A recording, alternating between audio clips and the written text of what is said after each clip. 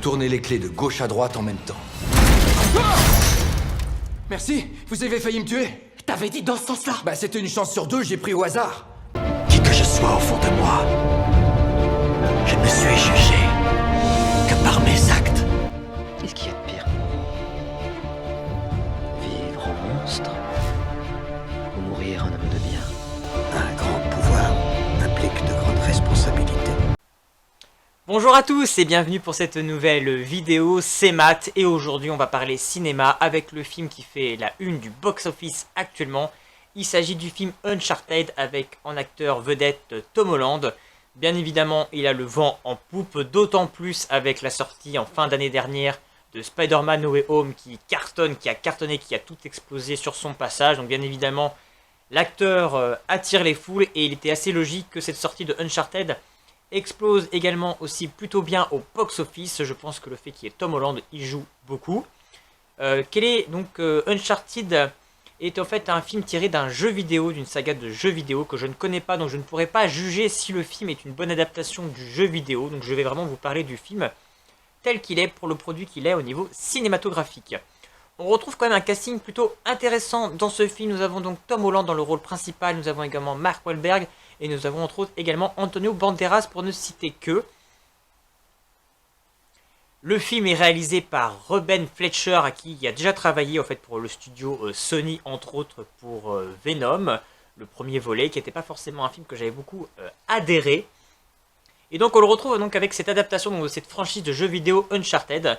Quelle est l'histoire? Nous allons déjà nous démarrons avec cette histoire avec ce personnage donc, de Nathan Drake qu'on découvre qui a également un frère qui va plus ou moins, leurs parents ont disparu, ils sont dans un orphelinat et son frère ils font forcément pas mal de conneries, ils essaient de voler pas mal de choses et donc ça va se retourner contre eux. Son frère va être limite arrêté par la police, donc pour échapper il va s'échapper et il va donc abandonner son frère de 10 ans donc, dans cet orphelinat. Donc Nathan Drake va grandir sans forcément visiblement revoir son grand frère. Et on le découvre adulte en tant que barman. Et il va rencontrer Victor Sullivan, qui est un chasseur de trésors, comme on dit, qui va vouloir l'engager pour partir sur les traces d'un trésor disparu par le célèbre navigateur et explorateur Magellan.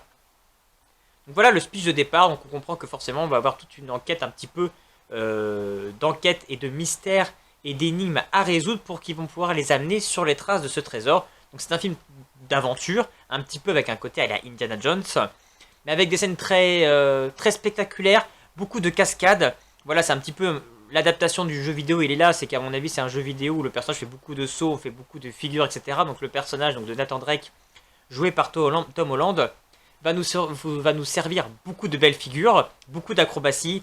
On va voir plein de scènes dans les airs, etc., en plein vol. Les scènes sont absolument époustouflantes, sont très bien réalisées, sont impactantes.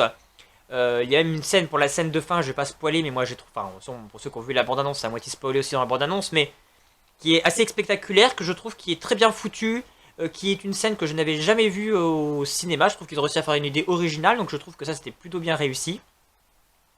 Le jeu des personnages est plutôt bon, le rapport entre Tom Holland et Mark Wahlberg joue très bien, les deux acteurs jouent très bien ensemble, l'humour qu'il y a entre les deux marche très bien, c'est un film extrêmement humoristique, il y a beaucoup d'humour.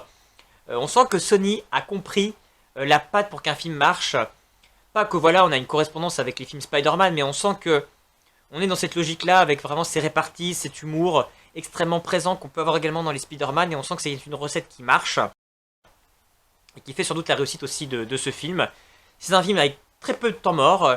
Il se passe énormément beaucoup de choses, il y a beaucoup de personnages, beaucoup d'interactions entre les uns avec les autres. On a quelques mystères, mais c'est pas forcément la force du film.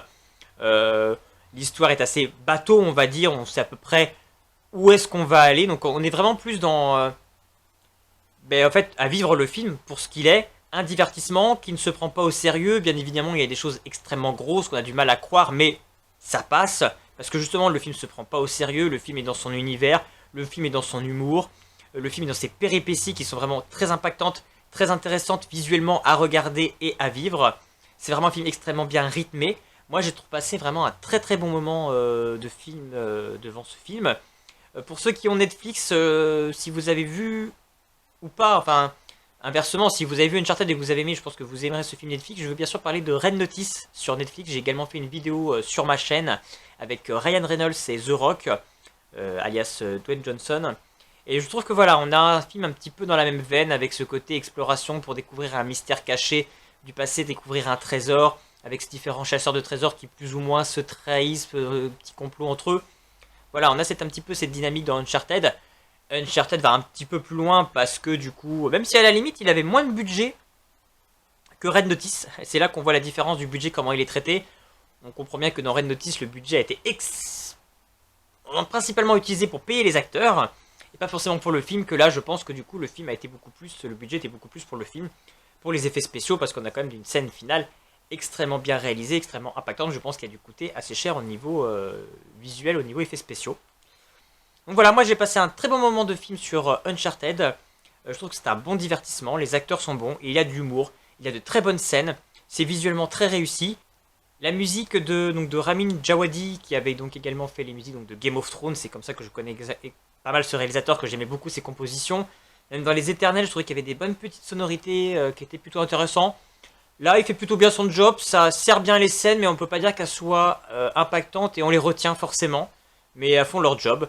Donc voilà, pour moi c'est un film qui est réussi, il y a une ouverture sur la suite, visiblement de ce que j'ai cru comprendre le film marche au box-office, donc Sony a enclenché la mise en œuvre pour des suites, donc à voir ce que ça va donner ensuite. C'est peut-être là que j'ai plus un bémol de voir où est-ce que la franchise peut amener, est-ce que finalement dans ce film ils n'ont pas mis tout ce qu'ils avaient à offrir. C'est la question que je me pose, donc à voir la suite. Donc si vous aussi vous avez vu Uncharted, n'hésitez pas à me laisser un petit commentaire pour me dire ce que vous en avez pensé. Et puis sinon nous on se retrouve bientôt pour une prochaine vidéo. A bientôt.